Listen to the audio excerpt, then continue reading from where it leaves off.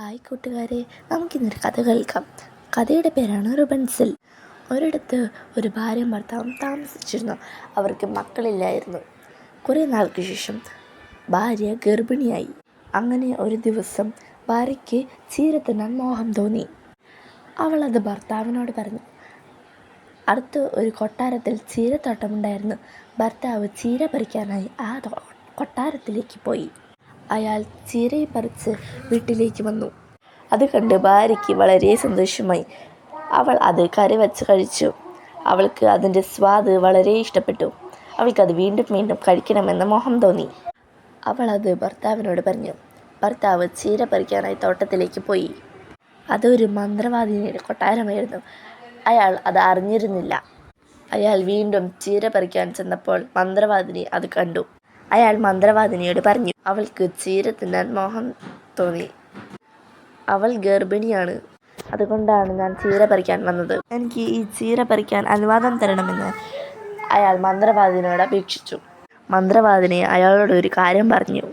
ഞാൻ പറയുന്നത് നിങ്ങൾ കേൾക്കണം. നിങ്ങൾക്ക് ജനിക്കുന്ന കുട്ടിയെ എനിക്ക് തരണം. ഇത് നീ ലംഘിച്ചാൽ നിന്നെ ശിക്ഷിക്കും എന്ന് മന്ത്രവാദിനി അയാളോട് പറഞ്ഞു. അയാൾ അത് കേട്ടപ്പോൾ ഭയന്നു. ഭാര്യയ്ക്ക് ചീര കഴിക്കാനുള്ള ആഗ്രഹം ഉള്ളതിനാൽ അയാൾക്ക് അത് സമ്മതിക്കേണ്ടി വന്നു. അങ്ങനെ ഒരു ദിവസം ഭാര്യ ഒരു സുന്ദരിയായ പെൺകുട്ടിയെ പ്രസവിച്ചു. ആ കുഞ്ഞ് വളരെ സുന്ദരിയായിരുന്നു. അപ്പോൾ മന്ത്രവാദിനി ആ കുഞ്ഞിനെ വാങ്ങിക്കുവാനായി അവരുടെ വീട്ടിലെത്തി.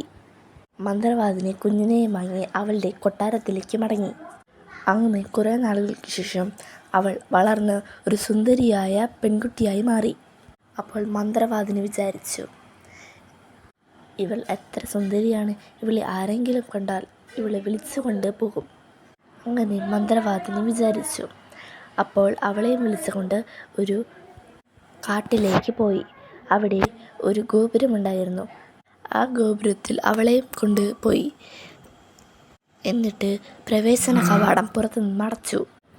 ഒറ്റപ്പെട്ട കൊട്ടാരത്തിലെ ഒരു മുറിയിൽ അവളെ പൂട്ടിയിട്ടു. അവൾ മന്ത്രവാദിനിയോട് ചോദിച്ചു, എന്തിനാണ് എന്നെ ഇങ്ങനെ പൂട്ടിയിട്ടിരിക്കുന്നത്? ഞാൻ എന്ത് തെറ്റാണ് ചെയ്തത്? മന്ത്രവാദിനി അവളോട് പറഞ്ഞു, നീ ഇതൊന്നും ഇപ്പോൾ അറിയേണ്ട. നീ ഒറ്റപ്പെട്ടു പോയോന്നോർത്ത് നീ വിഷമിക്കേണ്ട.